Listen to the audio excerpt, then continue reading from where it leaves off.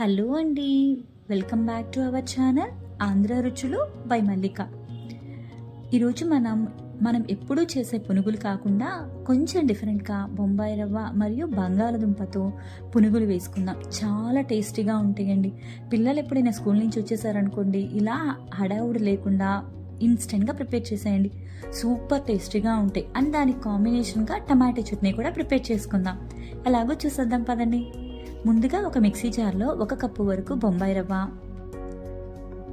పావు కప్పు వరకు అటుకులు వేసుకోండి. ఇది కంప్లీట్లీ ఆప్షనల్ అండి. మీ దగ్గర ఉంటే వేసుకోండి, లేదంటే లేదు. దీన్ని మెత్తగా గ్రైండ్ చేసుకోండి. చూసారు కదా, ఇలా మెత్తగా పౌడర్ లాగా గ్రైండ్ చేసుకోండి. ఇప్పుడు దీన్ని ఒక మిక్సింగ్ బౌల్లోకి వేసుకోండి. అందులోనే 1 కప్పు వరకు పెరుగు వేసుకోండి. తగినంత సాల్ట్ వేసుకొని బాగా మిక్స్ చేసుకోండి.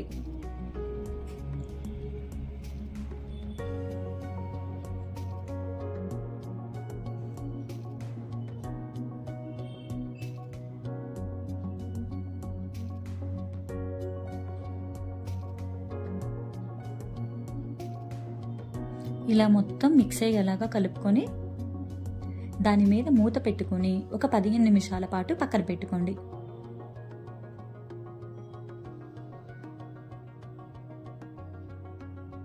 ఇప్పుడు 15 మినిట్స్ తర్వాత మూత తీసి దాంట్లో పావు టీ స్పూన్ వరకు జీలకర్ర, ఒక పెద్ద ఉల్లిపాయని సన్నగా కట్ చేసినవి, కొంచెం కరివేపాకు, కొంచెం పచ్చిమిర్చి సన్నగా కట్ చేసినవి వేసుకోండి. మీకు కావాలి అంటే ఇందులో కొంచెం కొత్తిమీర తరుగు, అల్లం ముక్కలు కూడా వేసుకోవచ్చండి, బాగుంటుంది. ఇప్పుడు ఒక పెద్ద బంగాళదుంపని నేను ఇలా మ్యాష్ చేసి వేసుకుంటున్నానండి. ఉడకబెట్టింది చూస్తున్నారు కదా, వీడియోలో చూపిస్తున్న విధంగా ఇలా మ్యాష్ చేసి వేసుకోండి. ఇప్పుడు వీటన్నిటిని కూడా బాగా మిక్స్ చేసుకోవాలండి. బంగాళదుంప మొత్తము కూడా పిండికి పట్టేటట్టు బాగా మిక్స్ చేసుకోండి.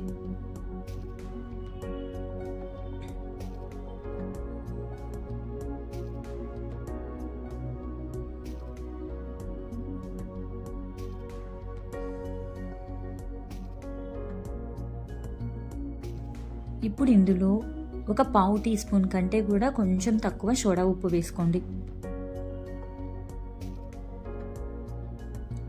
ఇలా వేసుకోవడం వల్ల పునుగులు చాలా గుల్లగా బాగా వస్తాయండి. పిండి కొంచెం గట్టిగా ఉంది అనిపిస్తే కొంచెం వాటర్ వేసుకోండి. మరీ ఎక్కువగా పోసేకండి, చూసుకొని వేసుకోండి. నాకైతే ఇక్కడ ఓన్లీ 2 టేబుల్ స్పూన్లు వాటరే సరిపోయినాయండి. బాగా మిక్స్ చేసుకొని దాన్ని పునుగుల పిండిలాగా కలుపుకోండి. ఇది కొంచెం గట్టిగా ఉండాలండి, నార్మల్ పునుగుల పిండి కంటే కూడా, అప్పుడే బాగా వస్తాయి. ఇలా బాగా కలుపుకోండి.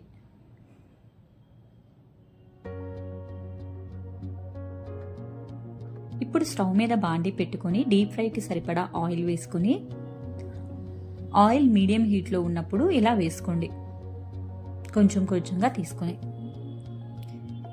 ఈ పునుగులు మరీ ఎక్కువ వేయకండి, బంగాళదుంపతో చేసాం కాబట్టి అతుక్కుపోతాయి. కొన్ని వేయండి, మరీ నిండుగా వేస్తే అతుక్కుపోతాయి.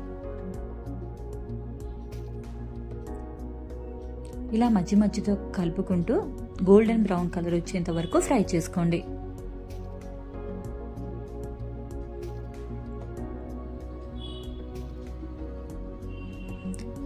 నార్మల్ రెగ్యులర్గా మనం చేసే పునుగుల కంటే కూడా ఇవి చాలా టేస్టీగా ఉంటాయండి. ఒకసారి ట్రై చేయండి.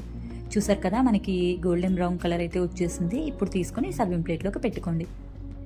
ఇలాగే మనం ఉన్న పిండిని మొత్తాన్ని కూడా వాయిల్గా వేసుకోవాలి.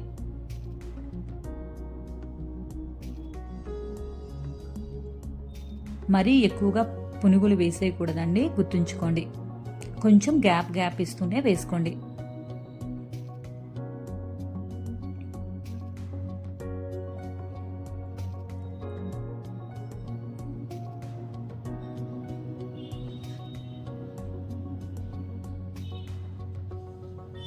చూసారు కదా, మనకి ఇవి కూడా కొంచెం గోల్డెన్ బ్రౌన్ కలర్ వచ్చేసేసినాయి. ఇప్పుడు తీసుకొని సర్వింగ్ ప్లేట్లోకి సర్వ్ చేసుకోండి. ఇప్పుడు మనం దీనికి కాంబినేషన్గా టమాటో చట్నీ ఎలా ప్రిపేర్ చేయాలో చూద్దామండి. చాలా టేస్టీగా ఉంటుందండి, అది కూడా ఒకసారి ట్రై చేయండి. స్టవ్ మీద బాండి పెట్టుకొని దాంట్లో కొంచెం ఆయిల్ వేసుకొని, కొంచెం ధనియాలు, ఒక పావు టీ స్పూన్ అండి ధనియాలు సరిపోతాయండి. అందులోనే పావు టీ స్పూన్ అంత జీలకర్ర, వేసుకొని దూరగా వేయించుకోండి. ఇప్పుడు ఇందులోనే నేను 2 పెద్ద టమాటాలని పొడవుగా కట్ చేసుకొని వేసుకున్నానండి. అవి వేసేసుకోండి. ఒక 2 పచ్చిమిర్చిని ఇలా తుంచి వేసుకోండి. వీటన్నిటిని కూడా బాగా ఫ్రై చేసుకోండి.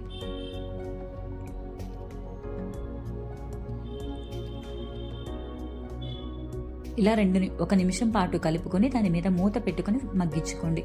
తొందరగా మగ్గిపోతాయి.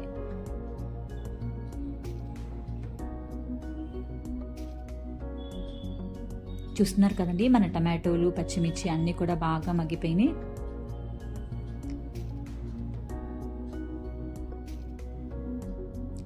ఇప్పుడు స్టవ్ ఆఫ్ చేసుకొని అందులో కొంచెం చింతపండు వేసుకోండి. ఇవి బాగా చల్లారిన తర్వాత ఒక మిక్సీ జార్లోకి వేసుకోండి.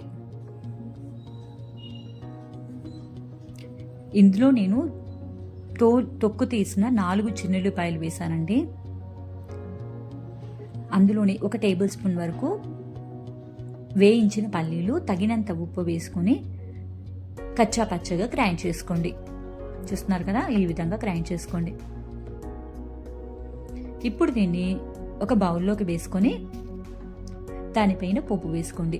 అంతేనండి, ఎంతో టేస్టీగా ఉండే టమాటో చట్నీ అనేది రెడీ అయిపోయింది. ఇది మనకి దీంట్లోకే కాదండి, రైస్లోకైనా చపాతీలోకైనా చాలా టేస్టీగా ఉంటుంది. మీరు కూడా ఒకసారి ఇలా పునుగులు టమాటో చట్నీని ట్రై చేసి ఎలా వచ్చిందో కామెంట్ చేయండి. మీకు కనుక ఈ వీడియో నచ్చినట్టయితే ప్లీజ్ సబ్స్క్రైబ్ మై ఛానల్.